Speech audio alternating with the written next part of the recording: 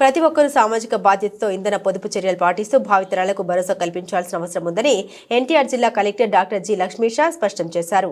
ఇంధనాన్ని ఆదా చేసే గృహోపకరణాలను వినియోగించాలని 5 స్టార్ రేటెడ్ ఉపకరణాలు ఎల్ఈడి బల్బులు వాడడం వల్ల కరెంటు బిల్లు చాలా తగ్గడమే కాకుండా కాలుష్యాన్ని తగ్గించవచ్చని తెలిపారు. రాష్ట్ర ఇంధన శాఖ ఇంధన పరిరక్షణ మిషన్ జిల్లా విద్యుత్ శాఖ ఆధ్వర్యంలో జాతీయ ఇంధన పరిరక్షణ వారోత్సవాల డిసెంబర్ 14 నుండి 20 ప్రత్యేక ర్యాలీని విజయవాడలోని కలెక్టర్ క్యాంపు కార్యాలయం వద్ద కలెక్టర్ లక్ష్మీషా ప్రారంభించారు. అనంతరం ఇందిరాగాంధీ మున్సిపల్ మైదానంలో జరిగిన ఈ కార్యక్రమంలో పాల్గొన్నారు. ఇంధన పొదుపుపై అవగాహన కలిగించే పోస్టులు కరపత్రాన్ని ఆవిష్కరించారు. ఈ సందర్భంగా కలెక్టర్ లక్ష్మీషా మాట్లాడుతూ మన భవిష్యత్తు తరాలకు మంచి పర్యావరణాన్ని అందించేలా ఇంధన వనరుల్ని బాధ్యతతో వినియోగించాలన్నారు.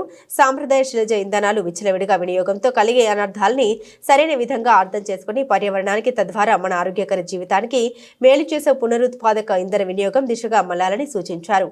ప్రధానమంత్రి సూర్యాఘర్ ముఫ్త్ బిజిలీ యోజన పథకాన్ని సద్వినియోగం చేసుకోవాలని, పథకం అమలులో జిల్లాను నెంబర్ 1లో నిలపాలన్నారు. ఇంటి పైకప్పుపై రాయితీతో అతి తక్కువ ఖర్చుతో సోలార్ సిస్టమ్ను ఏర్పాటు చేసుకుని కరెంటు బిల్లుల భారాన్ని తగ్గించుకోవచ్చన్నారు. సొంత ఇల్లు ఉండి కరెంటు కనెక్షన్ ఉన్న వారెవరైనా సులభంగా రిజిస్ట్రేషన్ చేసుకోవచ్చన్నారు. ఈ పథకంపై క్షేత్రస్థాయిలో ప్రణాళిక ప్రకారం అవగాహన కార్యక్రమాలు నిర్వహిస్తున్నట్టు తెలిపారు. ఇప్పటికే ప్రభుత్వ ఉద్యోగులు, స్వయం సహాయక సంఘ మహిళలకు అవగాహన కల్పించినట్లు వివరించారు.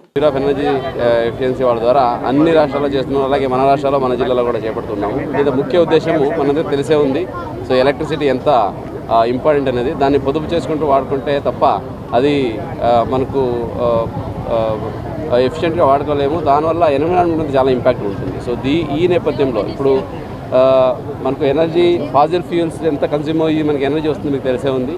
సో ఇప్పుడు మనకు రెన్యూవబుల్ ఎనర్జీ ఆప్షన్స్ కూడా ఉన్నాయి. సో ఇప్పుడు పిల్లల మైండ్స్లో అలాగే సొసైటీలో అవగాహన రావాల్సింది ఏంటంటే, ఒకటి ఎలక్ట్రిసిటీని పొదుపుగా వాడుకోవడము. సో ఎక్కడైతే అవసరం లేదు దాన్ని ఆపుకోవడము, ఇంకా ఎక్కడైనా చాలా అవసరం ఉంటే దాన్ని రెన్యూవబుల్ ఎనర్జీకి షిఫ్ట్ అవ్వడము. సో ఈ నేపథ్యంలో ఈ ఎనర్జీ ఎఫిషియన్స్ వీక్ అని ప్రతి చోట చేయడం జరుగుతూ ఉంది. ముఖ్యంగా సొసైటీకి అవేర్నెస్ కల్పించడానికి.